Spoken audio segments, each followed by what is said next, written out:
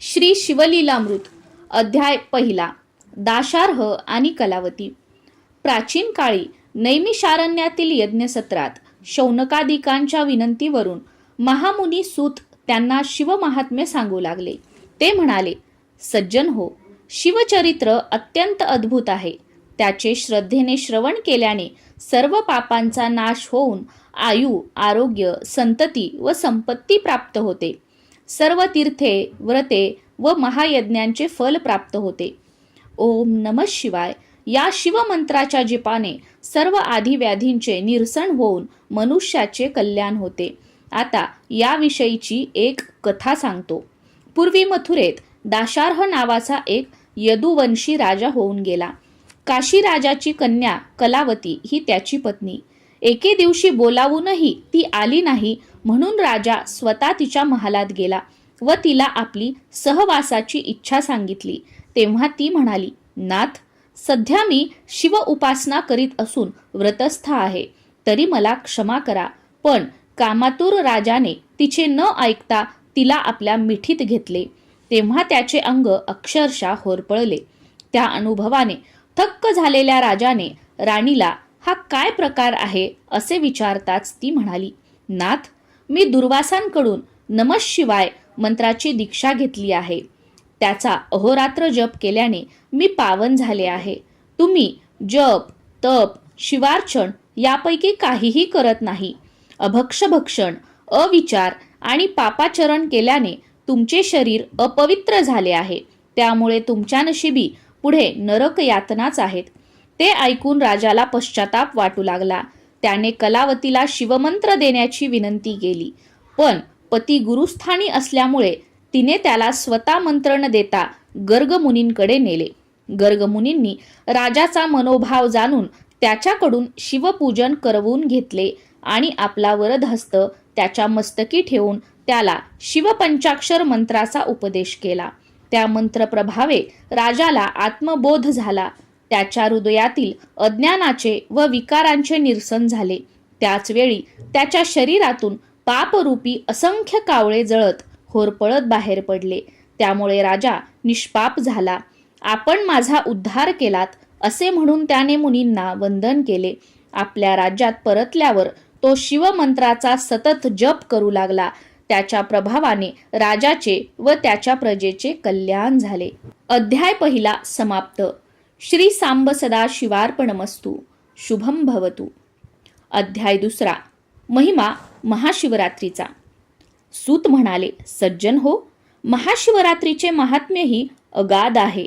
या दिवशी अजांता शिवस्मरण, उपोषण, जागरण वा बिल्वार्चन घडले तरी महत् पुण्यफल प्राप्त होते.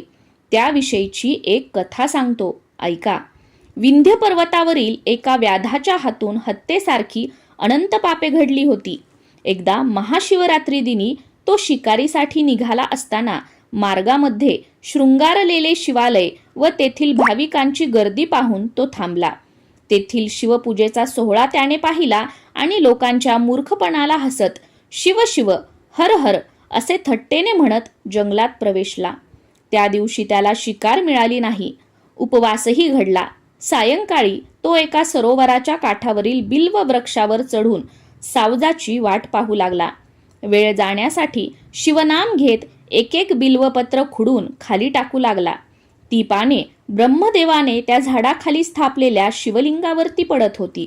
अशा प्रकारे त्याच्याकडून नकळत उपोषण, जागरण, नामस्मरण व शिवार्चन घडून तो पापमुक्त झाला. त्या रात्री प्रथम प्रहरास एक हरिणी तेथे पाणी पिण्यास आली. तिला पाहून व्याधाने बाण रोखला. ते पाहून हरिणी म्हणाली, कृपा करून मला मारू नकोस. मी गर्भवती आहे. बाळांना जन्म देऊन उद्या सकाळी परत येण्याचे मी तुला वचन देते. तिचे मनुष्यवाणीतील बोलणे ऐकून व्याधाला नवल वाटले. त्याने तिला तिची पूर्वकथा विचारली असता ती म्हणाली, मी रंभा नामक अप्सरा असून हिरण्य नावाच्या दैत्याशी रममान झाले. शंकरांचे भजन पूजन विसरले, म्हणून शिवशापाने मी व माझ्या 2 सख्या व तो दैत्य या सर्वांना मृग जन्म मिळाला आहे. 12 वर्षांनी मी पुन्हा स्वर्गात जाईन. तिच्या बोलण्यावर विश्वास ठेवून त्या व्याधाने तिला जाऊ दिले आणि पुन्हा शिवनाम घेत बिल्वपत्रे तोडू लागला. एक एक प्रहराच्या अंतराने पुन्हा हरिणी, एक हरिण व आणखी एक हरिणी तेथे आली आणि आपापली कर्तव्य करून परत येण्याचे वचन देऊन निघून गेली. अशा प्रकारे व्याधाला जागरण व 4 प्रहरींचे शिवार्चन घडले. सकाळी तो मृग परिवार व्याधापाशी आला व शावकांसह ते सर्वजण व्याधाला आधी मला मार अशी विनंती करू लागले. ते पाहून व्याधाचे हृदय कळवळले. त्याने त्या सर्वांना नमस्कार केला. तेव्हा त्याला दिव्य रूप प्राप्त झाले. हरिणांनाही मूळचे स्वरूप मिळाले. तेवढ्यात तेथे एक दिव्य विमान आले. त्यात शिवगण होते. त्यांनी व्याधासहित त्या सर्वांना विमानातून शिवलोकी नेले. अध्याय 2 समाप्त. श्री सांब सदा शिवार्पणमस्तु. शुभम भवतु. अध्याय 3 राजा कल्माषपादाची कथा. सूत म्हणाले, सज्जन हो, पूर्वी इक्ष्वाकू वंशात मित्रसह नावाचा एक चक्रवर्ती सम्राट होऊन गेला. मृगयेसाठी गेला असताना त्याने एका राक्षसाला मारले म्हणून सुडाने पेटलेल्या त्याच्या भावाने मनुष्य रूपात राजाची भेट घेतली व त्याला आपले पाककौशल्य दाखवून त्याच्या प्रसादात आचार्याची नोकरी मिळवली. पुढे वसिष्ठ ऋषी नृपभेटीस आले असताना त्याने भाज्यांमध्ये नर मांस शिजवून पंक्तीत वाढले. ही गोष्ट अंतर्ज्ञानी वसिष्ठांना समजताच त्यांनी संतापाने राजाला तू निर्जन वनातील राक्षस होऊन नर मांस खाशील असा शाप दिला. राजाने चौकशीसाठी आचार्याला बोलावले, पण तो केव्हाच पळाला होता. तेव्हा ऋषींनी अकारण शाप दिला म्हणून संतापलेल्या राजाने त्यांना प्रतिशाप देण्यासाठी हातात पाणी घेतले, पण पट्टराणी मदयंतीने त्याला परावृत्त केले. राजाने ते पाणी आपल्याच पायावर टाकले. त्यामुळे पाय काळे पडून त्याला कल्माषपाद नाव पडले. सत्यप्रकार कळताच ऋषींनी त्याला तू 12 वर्षांनी राक्षस योनीतून मुक्त होशील असा उशाप दिला. ऋषी शापाने राक्षस झालेला कल्माषपाद भुकेने कासावीस होऊन भटकत असता त्याने एका ब्राह्मणास खाऊन टाकले. म्हणून त्याच्या पत्नीने म्हणजेच ब्राह्मणीने त्याला तू शापमुक्त होऊन घरी जाशील तेव्हा पत्नीशी रममान होताच मरण पावशील असा शाप दिला. त्यानंतर ती सती गेली. शापमुक्त होऊन राजा घरी परतला. तेव्हा त्याने ही गोष्ट आपल्या स्त्रियांना सांगितली. त्यामुळे त्यांना खूप दुःख झाले. या सर्व घटनांनी बेचैन झालेल्या राजाने ग्रहत्याग करून वनगमन केले. पुढे गौतमांची भेट झाल्यावर त्यांना स्वतःचे दुःख सांगून यातून सुटका होण्यासाठी काही मार्गदर्शन करावे अशी विनंती केली. तेव्हा गौतम ऋषींनी त्याला श्री क्षेत्र गोकर्ण महाबळेश्वरची पावन कथा सांगितली. त्या क्षेत्राचे महात्म्य विशद करत असताना एक अत्यंत पापिनी स्त्री गोकर्ण क्षेत्री कशी आली, तिला शिवरात्रीस उपोषण, जागरण व पूजन कसे घडले आणि त्याच्या पुण्यप्रभावाने ती यमलोकी न जाता शिवलोकी कशी गेली त्याविषयीची समग्र हकीकत सांगितली. गौतमांच्या मार्गदर्शनानुसार राजा कल्माषपाद श्री क्षेत्र गोकर्णास गेला व तेथे शिव आराधनेत रममान होऊन ब्रह्महत्येच्या पातकातून मुक्त झाला व अंती शिवलोकी गेला. अध्याय 3 समाप्त. श्री सांब सदा शिवार्पणमस्तु. शुभम भवतु. अध्याय 4 विमर्शन व चंद्रसेन राजाची कथा. सूत म्हणाले, सज्जन हो, किरात देशाचा राजा विमर्शन हा मोठा शिवभक्त असूनही त्याला मदिरा व मदिराक्षी यांची आवड होती.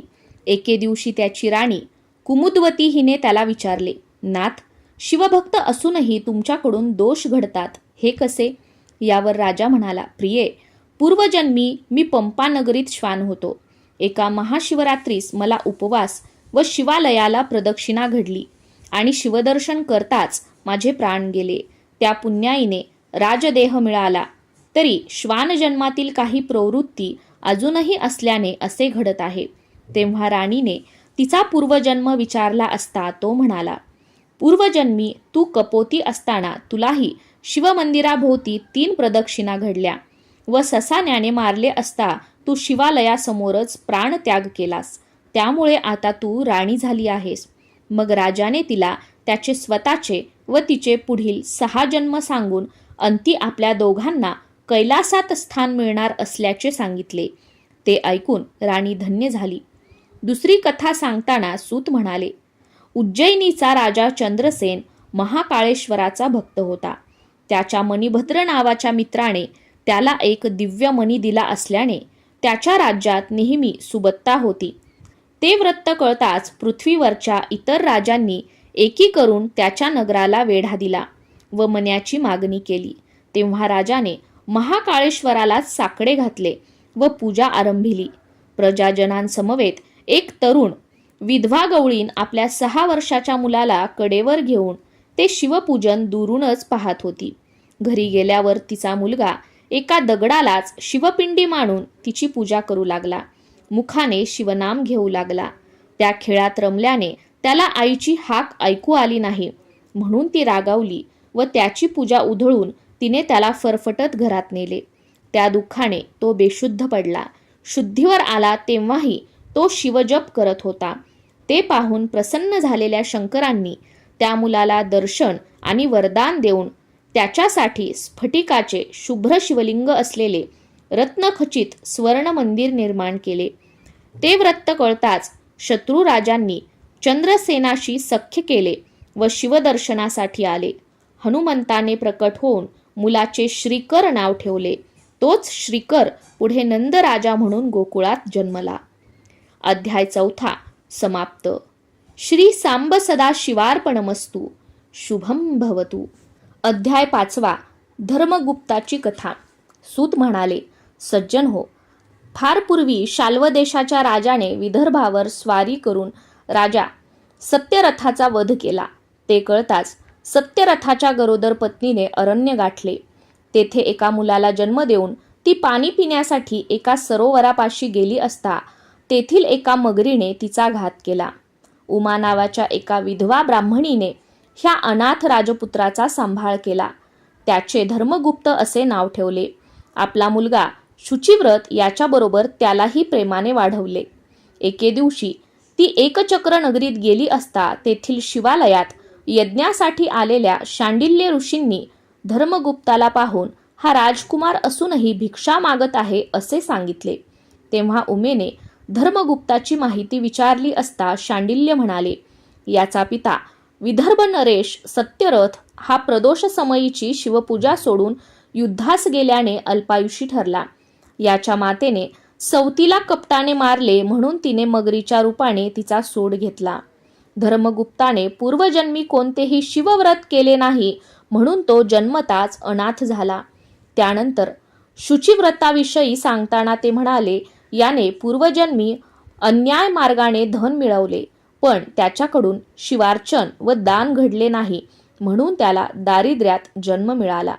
तेव्हा उमा दोन्ही पुत्रांसह त्यांना शरण गेली असता शांडिल्यांनी दोन्ही बालकांना शिवमंत्राचा उपदेश करून प्रदोष व्रत आचरण्यास सांगितले.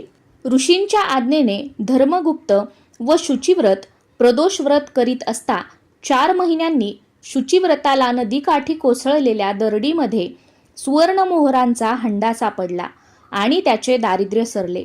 काही दिवसांनी धर्मगुप्त वनात गेला असताना गंधर्व राजाची कन्या अंशुमती त्याच्यावर भाळली. आपल्या कन्येचे मनोगत जाणून गंधर्व राजाने तिचा धर्मगुप्ताशी विवाह करून दिला. त्याला अपार धन व सेना दिली. त्या सैन्यबळावर शाल्वाला मारून धर्मगुप्ताने आपल्या पित्याचे राज्य परत मिळवले. त्याने शांडिल्याचा मोठा सन्मान केला. पुढे अनेक वर्ष राज्य करून त्याने आपला पुत्र सुदत्त याला गादीवर बसवले आणि दिव्य विमानात बसून तो अंशुमतीसह शिवलोकी गेला. अध्याय 5 समाप्त. श्री सांब सदा शिवार्पणमस्तु. शुभम भवतु. अध्याय 6 सीमंतिनीची कथा. सूत म्हणाले, सज्जन हो, पूर्वी आर्यावर्तातील चित्रवर्मा राजाला सीमंतिनी नावाची एकुलती एक कन्या होती. जन्मपत्रिकेनुसार ती दीर्घकाळ राज्यसौख्य भोगणार होती, पण तिची पत्रिका तिला 14व्या वर्षी वैधव्य येणार असल्याचीही सांगत होती. तो दुस्तर योग टाळण्यासाठी राजा शिवभक्ती करू लागला. तर भावी दुर्दैव निरसावे म्हणून याज्ञवल्क्यांची पत्नी मैत्रेयी हिच्या सांगण्यावरून सीमंतिनी मोठ्या श्रद्धेने सोमवारचे शिवव्रत करू लागली. ती उपवर झाली तेव्हा चित्रवर्म्याने नैषद देशाच्या इंद्रसेन राजाचा मुलगा चित्रांगत याच्याशी तिचा थाटात विवाह लावून दिला. त्यावेळी दसरा दिवाळीचे निमित्त करून चित्रवर्म्याने आपली मुलगी व जावाई यांना आपल्यापाशीच ठेवून घेतले. त्यांची हौसमोज पुरवली. एकदा चित्रागंध यमुनेत नौकाविहार करीत असताना नौका बुडून तो त्या अथांग जलाशयात दिसेनासा झाला. या दुःखद घटनेने सीमंतिनीवर जणू आभाळच कोसळले. त्या परिस्थितीचा फायदा घेऊन शत्रूंनी नैषध देशावर चढाई करून इंद्रसेनाचे राज्य बळकावले व त्याला कैदेत टाकले. याप्रमाणे चहूकडून दुर्दैव आडवे आले तरीही सीमंतिनीने आपले सोमवारचे शिवव्रत चालूच ठेवले. इकडे चित्रागंध नदीत बुडाला तेव्हा तेथे क्रीडा करण्यास आलेल्या नागकन्यांनी त्याला पाताळात नेले. तेथील राजा तक्षक याने त्याची विचारपूस करून त्याला काही दिवस आपल्यापाशीच ठेवून घेतले. पुढे 3 वर्षांनी चित्रांगदाने परत जाण्याचा विषय काढताच तक्षकाने त्याला 12 सहस्त्र नागांचे बळ, अमूल्य भेटी व तू स्मरण करताच तुझ्या भेटीस येईन असे वचन देऊन यमुना तीरी आणून सोडले. त्यावेळी सीमंतिनी ही स्नानासाठी आली होती. तिने त्याला पाहिले पण ओळखले नाही. त्याने तिला ओळखले, तिची चौकशी केली व तुझा पती जिवंत असून 3ऱ्या दिवशी मी तुमची भेट घडवून आणीन असे सांगून तो नैषध नगरीस गेला. तेथे शत्रूंना शरण आणून त्याने आपले राज्य परत मिळवले आणि आपल्या माता पित्यांसह सीमंतिनीस भेटला.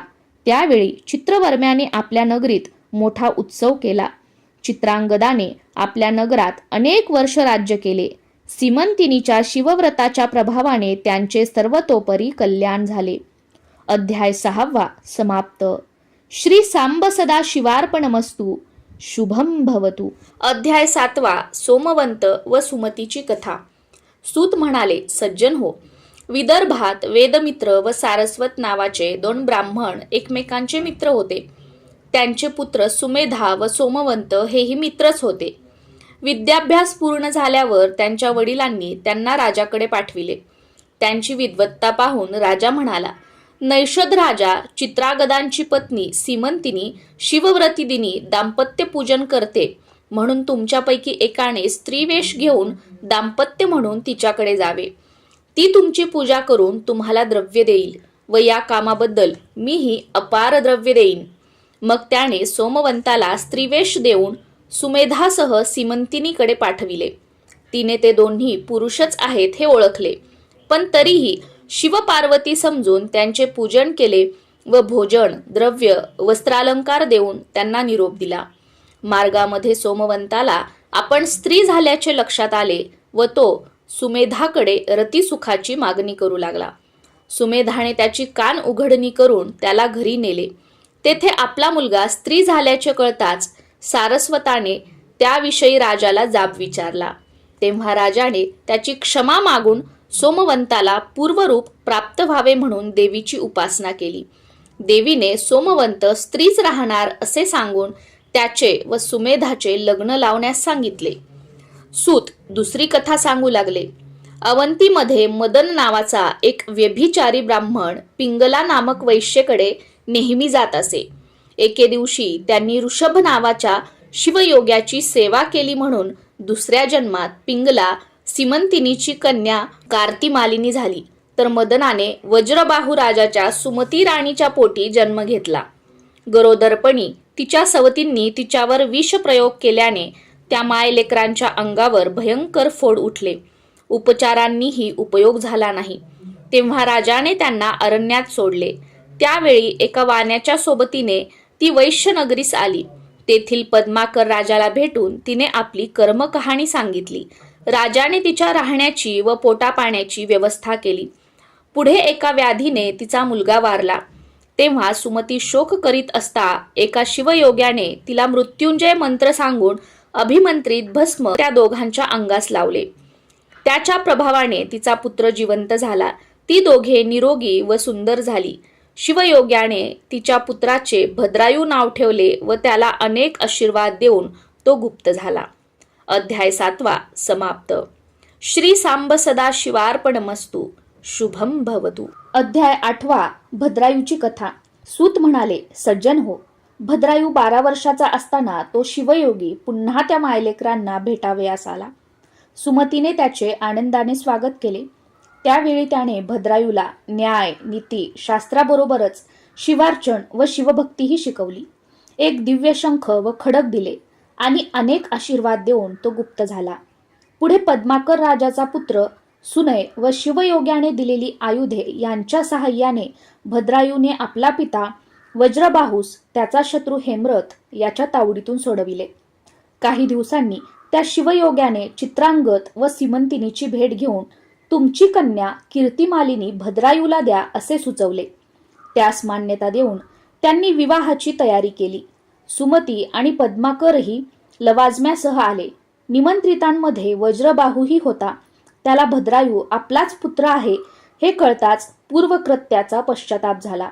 भद्रायू व कीर्तिमालिनी विवाहबद्ध झाल्यावर त्याला आपले राज्य देऊन वज्रबाहू आणि सुमती तपश्चर्येसाठी केदारनाथ क्षेत्री गेले. एकदा भद्रायू पत्नीसह वनविहार करत असता एक ब्राह्मण जोडपे धावताना दिसले. एक वाघ त्यांच्या मागे लागला होता. भद्रायूला पाहून ब्राह्मण त्याच्यापाशी आला आणि माझ्या पत्नीचे रक्षण कर असे म्हणाला. भद्रायूने त्वरेने शरवर्षाव केला, पण तो ब्राह्मणीला वाचवू शकला नाही. त्यामुळे तो ब्राह्मण त्याला दूषणे देऊ लागला. त्या घटनेने व्यथित झालेल्या भद्रायूने त्याच्या शोकपरिहारार्थ त्याचे लग्न लावून राज्य देण्याचीही तयारी दर्शवली. पण त्याचे दुःख कमी होईना. शेवटी त्याने माझी पत्नी देतो असे म्हणून कीर्तिमालिनीचे संकल्पपूर्वक दान केले. तेव्हा कुठे तो शांत झाला. त्यानंतर या अपयशाबद्दल त्याने चिता पेटवून अग्नीत उडी घेतली. तेव्हा शिवपार्वतीने तेथे प्रकट होऊन त्याला हृदयाशी धरले आणि इष्टवर मागण्यास सांगितले. तेव्हा त्याने ब्राह्मणाची पत्नी आणून द्या अशी विनंती केली. ती उभयता हसली व तुझी परीक्षा घेण्यासाठीच आम्ही ती लीला केली होती असे सांगितले. त्यानंतर कीर्तिमालिनीला त्याच्या हवाली करून चित्रांगद, सीमंतिनी, वज्रबाहू, सुमती, पद्माकर यांच्यासह तुम्हा दोघांनाही माझे अक्षय पद प्राप्त होईल असे वरदान देऊन ते गुप्त झाले. भद्रायूने न्याय, नीती, धर्माने राज्य केले व अंती पत्नीसह शिवलोकी गेला. अध्याय 8 समाप्त. श्री सांब सदा शिवार्पणमस्तु. शुभम भवतु. अध्याय 9 भस्म महिमा. सूत म्हणाले, सज्जन हो, वामदेव नावाचा महाज्ञानी मुनी सर्वांगास भस्म लावून दिगंबर अवस्थेत एकटाच वनसंचार करीत असे. एके दिवशी भुकेने कासावीस झालेल्या एका ब्रह्मराक्षसाने त्याला खाण्यासाठी पकडले असता मुनीच्या अंगावरचे थोडेसे भस्म त्याच्याही अंगाला लागले. त्या पवित्र भस्माच्या प्रभावाने त्याची सर्व पातके नष्ट होऊन तो दिव्यदेही झाला. त्याला आपल्या पूर्वीच्या जन्माचे ज्ञान झाले. मुनिचरणांना वंदन करून तो म्हणाला, गुरुदेव, तुमच्या दर्शनाने मी पावन झालो आहे आणि आता तुमच्यासमोर माझे मनोगत सांगितले तर मी शिवपदास प्राप्त होईन. मग त्या ब्रह्मराक्षसाने वामदेवाला त्याच्या स्वतःच्या दुष्कृत्यांबद्दल, त्याला कोणत्या नरक यातना भोगाव्या लागल्या, कोणकोणत्या जीवकोटीत जन्म घ्यावा लागला ते सविस्तर सांगितले. त्यानंतर वामदेवाने त्याला एका पापी ब्राह्मणाच्या प्रेताला भस्माचा स्पर्श झाल्याने तो यमलोकी न जाता त्याला कैलासात कशी गती मिळाली ते सांगितले. शिवप्रणीत भस्म महात्म्यही सांगितले. भस्म प्रभावाने निष्पाप झालेल्या त्या ब्रह्मराक्षसाला कैलासात स्थान मिळाले. पुढील कथा सांगताना सूत म्हणाले, पांचाळ नरेश सिंहकेत एकदा शिकारीला गेला असताना काही भिल्लही त्याच्या समवेत होते. त्यातील एका भिल्लाला भग्न शिवालयात खाली पडलेले एक शिवलिंग दिसले. त्याने ते राजाला दाखवताच तो भिल्लाला म्हणाला, ते घरी नेऊन तू चिताभस्माने याची नित्यपूजा कर.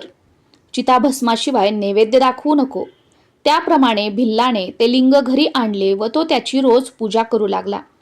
एके दिवशी खूप हिंडूनही त्याला ताजे चिताभस्म मिळाले नाही, म्हणून तो चिंताग्रस्त झाला. तेव्हा पतीच्या शिवपूजनात खंड पडू नये म्हणून त्याच्या पत्नीने स्वतःला जाळून घेतले. त्या भस्माने त्याने शिवपूजन केले व नेहमीच्या सवयीप्रमाणे नैवेद्य आणण्यासाठी पत्नीला हाक मारली. तर काय आश्चर्य! दिव्य रूप झालेली त्याची पत्नी नैवेद्य घेऊन आली. पूजन झाल्यावर आपल्या पत्नीला जिवंत पाहून त्याला मोठे आश्चर्य वाटले.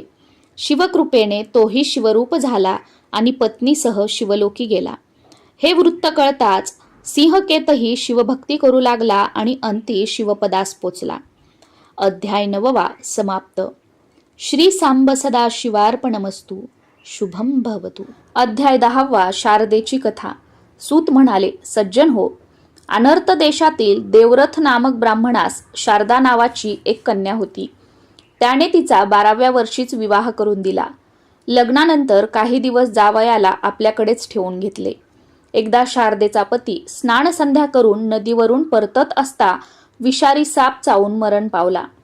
त्यावेळी देवरथाने मोठ्या धैर्याने मुलीला सावरले व जावयाचे उत्तर कार्य केले.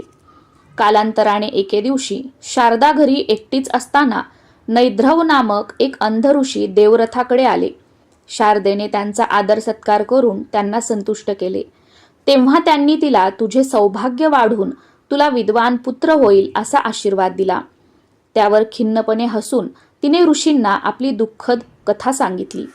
तेव्हा नैध्रव म्हणाले, मी माझे शब्द खरे करून दाखवीन, तू निश्चिंत राहा.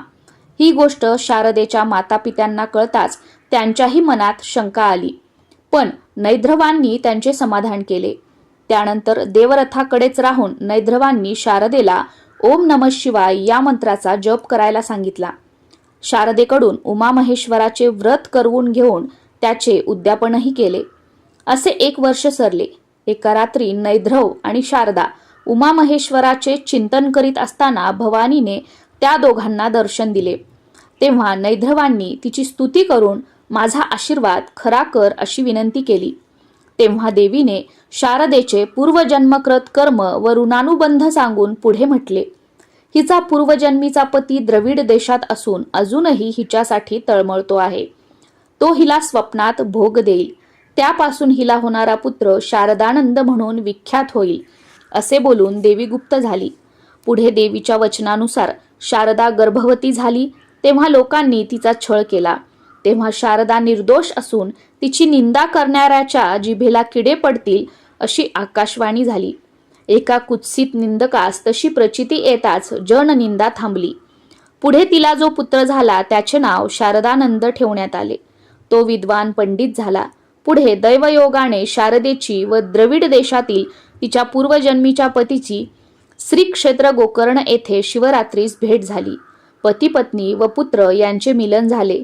कालांतराने पती निधनानंतर शारदेने सहगमन केले व ती दोघे कैलासलोकी गेली. अध्याय 10 समाप्त. श्री सांब सदा शिवार्पणमस्तु. शुभम भवतु. अध्याय 11 महानंदा, सुधर्म व तारक यांची कथा. सूत म्हणाले, सज्जन हो, काश्मीर देशाचा राजा भद्रसेन याचा पुत्र सुधर्म आणि प्रधान पुत्र तारक हे दोघेही लहानपणापासून एकमेकांचे मित्र व शिवभक्त होते. त्यांना अंगाला राख फासून रुद्राक्षमाळा घालून एकांतात शिवस्मरण करायला आवडायचे. त्यांच्या अशा वागण्याने राजा व प्रधानास मोठी चिंता वाटे. एकदा पराशर ऋषी राजाच्या भेटीस आले. राजाने त्यांना आपली चिंता सांगितली. तेव्हा त्या दोन्ही कुमारांचे अवलोकन करून पराशर म्हणाले, पूर्वी नंदीग्रामात महानंदा नावाची वेश्या राहत असे. तिने एक कोंबडा व माकड पाळले होते. ती त्यांना रुद्राक्षमाळा घालून व भस्म लावून नृत्य करायला शिकवत असे. त्यांना नृत्यशाळेत स्थापलेल्या शिवलिंगासमोर बांधून ठेवीत असे. त्यांना पुराण श्रवणाचाही लाभ होत असे. अशा प्रकारे महानंदेच्या संगतीत त्यांनाही शिवभजन घडत होते. एकदा भगवान शंकर महानंदेची परीक्षा घेण्यासाठी सौदागराच्या रूपात तिच्या घरी गेले. तिने त्यांचे स्वागत करून मी 3 दिवस फक्त तुमचीच आहे असे सांगितले. तेव्हा सौदागराने आपल्याकडील दिव्यलिंग तिच्याकडे दिले व म्हणाला, हे लिंग माझा प्राण आहे, ते जपून ठेव. ते जळले वा भंगले तर मी अग्निप्रवेश करीन. महानंदेने ते लिंग नृत्यशाळेत ठेवले. त्या रात्री ती उभयता मंचकावर झोपली असता नृत्यशाळेला आग लागून ते दिव्यलिंग भस्मसात झाले. महानंदेने धाव घेऊन कोंबडा व माकड यांची सुटका केली. त्यानंतर शोकग्रस्त सौदागराने अग्निप्रवेश करून आपली जीवन यात्रा संपवली. त्यावेळी महानंदेने सती जाण्याचा निश्चय केला व आपल्या सर्वस्वाचे दान करून पेटत्या चितेत उडी घेतली. तेव्हा शंकरांनी तिला वरचेवर झेलले आणि आपल्या चरणी अक्षय स्थान दिले. महानंदेकडील कोंबडा व माकड यांना तुझ्या व प्रधानाच्या पुत्राच्या रूपाने उत्तम जन्म मिळाले आहेत. पण हे राजा, तुझा पुत्र अल्पायुषी असून आजपासून 7व्या दिवशी मरणार आहे. हे संकट टाळण्यासाठी तू शिवावर संतत धार धरून रुद्राध्यायाची पारायणे कर. राजा मनोमन घाबरला होता, तरीही त्याने ऋषींनी सांगितल्याप्रमाणे सर्व काही धैर्याने केले. 7व्या दिवशी मृत्यू घटका येताच सुधर्मा शुद्ध हरपून खाली पडला. तेव्हा पराशरांनी रुद्रोदक शिंपडून त्याला शुद्धीवर आणले. भान येताच त्याने शिवदूतांनी आपले प्राण कसे परत आणले तो अनुभव सांगितला. तेव्हा नारदांनीही तेथे प्रकट होऊन त्याला दुजोरा दिला. मग भद्रसेनाने आनंदोत्सव करून नारद व पराशरांचा सन्मान केला आणि सुधर्म्याला गादीवर बसवून प्रधानासह तपासाठी वनात गेला. शंकराने त्यांनाही निज कृपेने आपल्यात विलीन करून घेतले. अध्याय 11वा समाप्त. श्री सांब सदा शिवार्पणमस्तु. शुभम भवतु. अध्याय 12वा बहुलेची व भस्मासुराची कथा.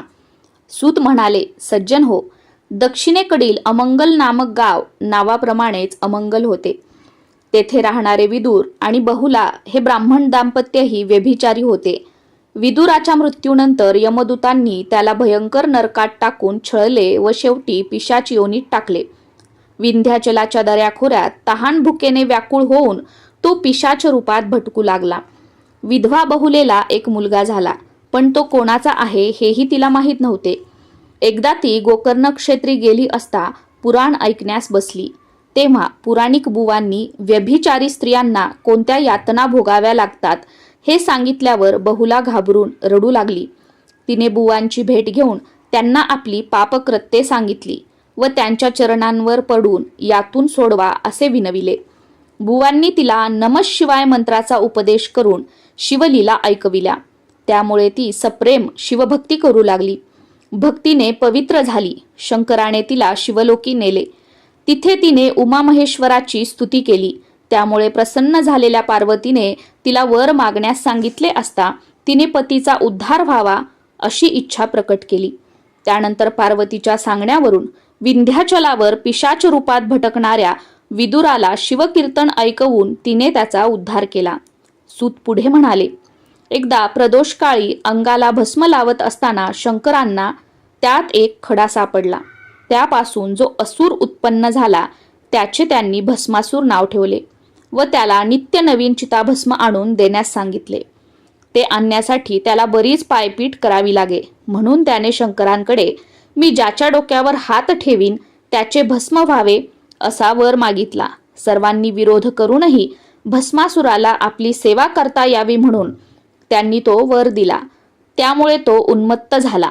त्रिभुवनावर राज्य करण्याचे मनसुबे रचू लागला. त्याने भूलोकी थैमान घातले. तेव्हा प्रजाजनांनी विष्णूंकडे धाव घेतली.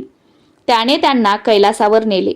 तेवढ्यात भस्मासूर तेथे आला व शंकरांच्या मस्तकी हात ठेवण्यास धावला. तेव्हा शंकरांनी पळ काढला. त्यावेळी भवानीच्या विनंतीवरून विष्णूने मोहिनी रूप धारण केले आणि भस्मासुराला आपल्या मोहजालात अडकवून लग्नापूर्वी कुलाचार म्हणून स्वतः समवेत नृत्य करण्यास लावले. ते नृत्य करताना भस्मासुराने आपला हात स्वतःच्या डोक्यावर ठेवला आणि त्याचे क्षणात भस्म झाले. अध्याय 12वा समाप्त. श्री सांब सदा शिवार्पणमस्तु. शुभम भवतु. अध्याय 13वा दक्षाची कथा व कार्तिक स्वामीचे जन्मवृत्त. सूत म्हणाले, सज्जन हो, दक्ष राजा शंकरांचा सासरा असूनही त्यांचा द्वेष व निंदा करीत असे. त्यांना हवीरभागही देत नसे. त्याने आपल्या घरी महायज्ञाचे आयोजन केले होते तेव्हा आमंत्रण नसूनही भवानी माहेरी गेली. तिथे सर्वांनी तिची उपेक्षा केली म्हणून तिने यज्ञकुंडात उडी घेऊन आत्मसमर्पण केले. या वृत्ताने संतापलेल्या शंकरांनी जटा आपटून वीरभद्रास उत्पन्न केले. त्याने दक्ष यज्ञाचा विध्वंस करून दक्षाचे मस्तक धडा वेगळे केले. तेव्हा सर्व देवांनी शिवस्तुती करून त्याला शांत केले आणि बोकडाचे शिर दक्षाच्या धडाला लावून त्यास जिवंत केले. त्यानंतर भवानीने हिमालयाच्या पोटी पार्वती उमा नावाने जन्म घेतला आणि शंकरांच्या प्राप्तीसाठी कडक व्रत करू लागली. तारकासुराचे पुत्र तारकाक्ष, विद्युन्माली व कमललोचन शिवाच्या वरदानाने उन्मत्त झाले. तेव्हा शंकरांनी वीरभद्रासह त्यांच्यावर चढाई केली, पण त्यांच्या स्त्रिया पतिव्रता असल्याने ते असुर मारले जाईनात. तेव्हा श्रीकरधराने बौद्ध रूपाने त्यांच्याकडे जाऊन त्यांना अपवित्र असे चार्वाक शास्त्र सांगितले. त्यामुळे त्या व्यभिचार करू लागल्या. त्यांचा प्रभाव नष्ट होताच शंकरांनी पाशुपतास्त्राने त्या असुरांना ठार केले. त्यानंतर तारकासुराचा वध शिवसुताकडून होणार आहे ही भविष्यवाणी लक्षात घेऊन देवांनी शिवपार्वतीच्या लग्नाचे बेत आखले व मदनाला बोलावून शंकरांचा तपोभंग करून त्यांचे उमेशी ऐक्य करण्यास सांगितले. त्यानुसार मदनाने शिवध्यानात व्यत्यय आणताच शंकरांनी तृतीय नेत्र उघडून त्याला भस्म केले. त्यानंतर सप्तर्षींच्या सांगण्यावरून शंकर बटुवेशात पार्वतीपाशी गेले व शिवनिंदा करू लागले. तेव्हा संतापलेली पार्वती शाप देण्यास उद्युक्त झालेली पाहून त्यांनी आपले मूळ स्वरूप प्रकट केले. त्यानंतर एका सुमुहूर्तावर त्या दोघांचे लग्न झाले. पुढे त्यांना पुत्र होत नाही म्हणून देवांनी अग्नीला अतिथी रूपात शिवसदनी पाठविले. पार्वतीने त्याला भिक्षा म्हणून शिववीर्य दिले. ते प्राशन केल्याने त्यास गर्भ राहिला. तो त्याने गंगा तीरावर बसलेल्या 6 ऋषीपत्नींच्या उदरात घातला, पण त्यांनीही तो गर्भ काढून गंगेत टाकला. त्यानंतर ते 6ही भाग एकत्र होऊन 6 तोंडांचा व 12 हातांचा मुलगा जन्मास आला. तो आपलाच पुत्र आहे हे शंकरांनी ओळखले. त्याचे कार्तिक स्वामी नाव ठेवले. याच शिवपुत्राने पुढे तारकासुराचा वध केला. अध्याय 13 समाप्त. श्री सांब सदा शिवार्पणमस्तु. शुभम भवतु. अध्याय 14 शबरी, पार्वती व श्रीयाळाची कथा. सूत म्हणाले, सज्जन हो, एके दिवशी कैलासावर शिवपार्वती सारीपाट खेळत असताना नारदांचे आगमन झाले. त्यांनी त्या दोघांना पण लावून खेळण्यास सांगितले. ते मान्य करून ती दोघे खेळू लागली. त्यावेळी पार्वतीचीच सरशी होत गेली आणि शंकरांना आपले व्याघ्रांबर, गजचर्म, आयुधे, भूषणे व कौपीनही गमवावी लागली. शंकर दिगंबर झाले. त्यावेळी त्यांचे सर्वस्व हरण झालेले पाहून नारद हसून म्हणाले, देवा, हे काय? एका स्त्रीने तुम्हाला हरवले. तुमचा महिमा फुकट आहे. आता भक्तांना काय सांगाल? ते ऐकून रुसलेले शंकर लपून बसले. कोणालाही त्यांचा ठाव ठिकाणा लागेना. पार्वतीने कसून शोधले तेव्हा कैलासनाथ हिमालयातील एकांतात स्वानंद सुखात रममान दिसले. पार्वतीने भिल्लिनीच्या रूपात त्यांच्या जवळ जाऊन नृत्य गायन केले. नेत्रकटाक्षांनी त्यांना घायाळ केले. तेव्हा त्यांनी तिला विवाहाबद्दल विचारले असता तिने पार्वतीचा विषय काढला. त्यावर त्यांनी मला तिचे तोंडही पाहायचे नाही असे उत्तर दिले.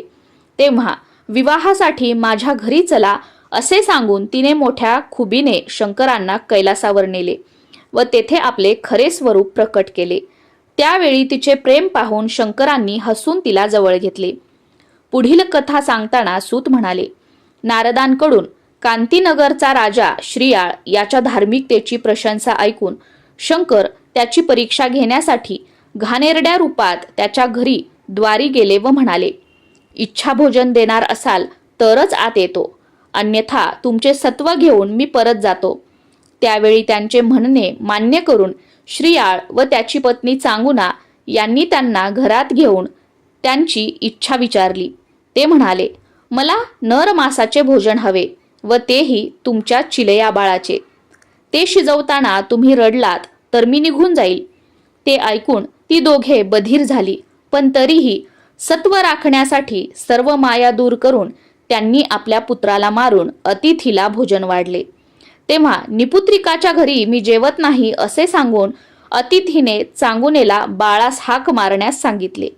तिने त्याला हाक मारताच तिचा पुत्र अंगणातून धावत आला. तेव्हा प्रसन्न झालेल्या शंकरांनी मायारूप टाकून त्या सर्वांना दर्शन दिले आणि श्रीयाळ व चांगुना यास दिव्य विमानातून शिवलोकी नेले. अध्याय 14 समाप्त. श्री सांब सदा शिवार्पणमस्तु. शुभम भवतु. अध्याय 15 शंकराचार्यांचे चरित्र व कार्य. कवी म्हणतो, कल्पारंभी सृष्टी निर्माण केल्यावर जनकल्याणार्थ वेद, शास्त्रे व पुराणे यांची निर्मिती झाली. कालांतराने कली प्रभावामुळे श्रुती, स्मृती, पुराणे यांना कोणी विचारेनासे झाले. याला मंडन मिश्र अय्यासारख्या साधूंचा सनातन धर्माविरुद्धचा अपप्रचारही कारणीभूत ठरला. या जैन साधूला शारदा प्रसन्न होती. तो अभ्यासू, उत्तम वक्ता व वादविवादपटू असल्याने त्या काळच्या विद्वानांनाही त्याचा धाक वाटत असे. त्याने नवीन शास्त्रांची रचना करून वेदोक्त मार्ग अधर्माचा असून आपला मार्गच उत्तम असल्याचे सांगितले. त्यामुळे पुराणोक्त पंथ व धर्मशास्त्रे मागे पडू लागली. लोक त्याच्या मताप्रमाणे वागू लागले. म्हणून त्याच्या प्रभावाला निष्प्रभ करून लोकांना सन्मार्गी करण्यासाठी भगवान शंकरांनी ब्राह्मण कुळात शंकर नावाने अवतार घेतला. मुंज झाल्यानंतर सर्व विद्याभ्यास पूर्ण करून त्यांनी संन्यास दीक्षा घेतली. शंकराचार्य झाल्यावर सर्वत्र संचार करून लोकांना खऱ्या धर्माची शिकवण दिली. जयनग्रामी आल्यावर त्यांनी मंडन मिश्राला वादविवादासाठी बोलावून त्यात पराभव झालेल्याने स्वतःचे ग्रंथ पाण्यात बुडवून दुसऱ्याची शास्त्रे शिकावी अशी अट घातली. वादविवादास आरंभ होण्यापूर्वी मंडन मिश्राने पडद्याआड मद्याच्या घटात सरस्वतीची स्थापना करून ठेवली. प्रतिज्ञा करून दोघेही वादविवादास बसले. तेव्हा शंकराचार्यांच्या आव्हानानुसार त्याने 4ही वेद क्रमाने म्हटले. त्यानंतर शंकराचार्यांनी त्याला क्रम बदलून पूर्वीच्या वेदातील ऋचा म्हणून त्याचा अर्थ सांगण्यास सांगितले, पण ते त्याला जमले नाही. यावरून शारदा प्रसन्न असल्यानेच हा वेद पठण करतो हे त्यांच्या लक्षात आले. त्यावेळी सरस्वतीचे कपट ओळखून त्यांनी जैन शास्त्रे स्थापण्यास तीच कारणीभूत झाली म्हणून तिला शाप दिला. तेव्हा तिनेही शंकराचार्यांना शाप दिला. त्यानंतर स्वतःचा पराभव मान्य करून मंडन मिश्र त्यांना शरण गेला. तेव्हा आचार्यांनी जैन शास्त्रांची गाठोडी बांधून ती समुद्रात टाकली. त्यानंतर लोकांना पूर्वीप्रमाणे स्वधर्माचरण करा, वेदशास्त्राध्ययन करा असे सांगितले. त्याप्रमाणे लोक त्यांच्या आदेशाला उपदेशाला अनुसरून वागू लागले. सनातन धर्मानुगामी झाले. अशा प्रकारे शंकराचार्यांनी जैनांच्या पाखंडी मतांचा प्रभाव उद्ध्वस्त करून धर्माची पुनर्स्थापना केली. अध्याय 15 समाप्त. श्री सांब सदा शिवार्पणमस्तु. शुभम भवतु. ओम नमः शिवाय.